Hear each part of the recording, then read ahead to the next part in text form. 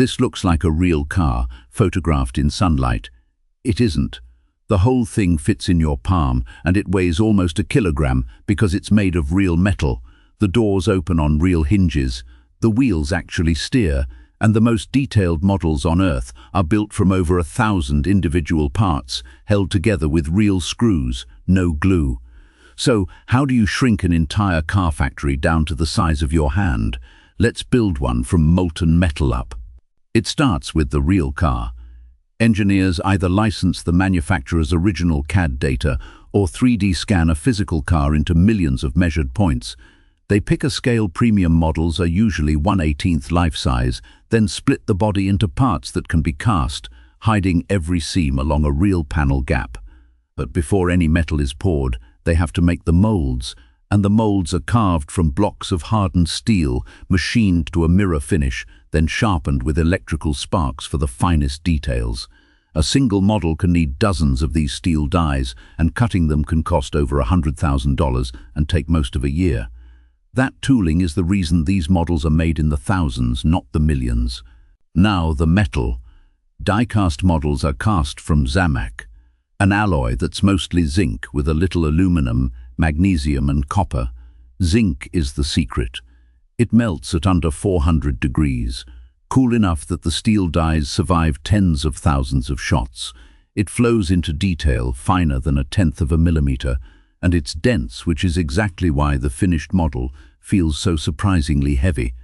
The molten zinc is forced into the closed die under high pressure, filling the cavity in a few thousandths of a second, then freezing almost instantly.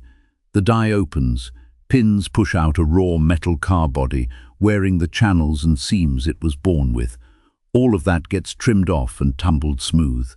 Then it's painted in the exact same sequence as a real car.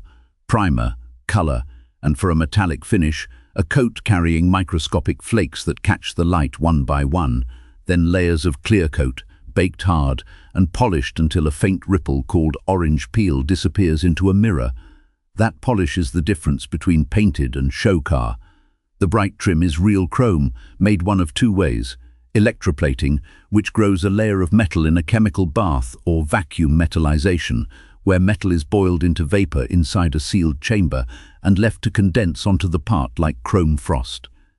The tiny graphics gauges, badges, license plates are stamped on by a soft silicone pad that lifts ink from an etched plate and presses it onto curved surfaces, one color at a time, aligned to a fraction of a millimeter.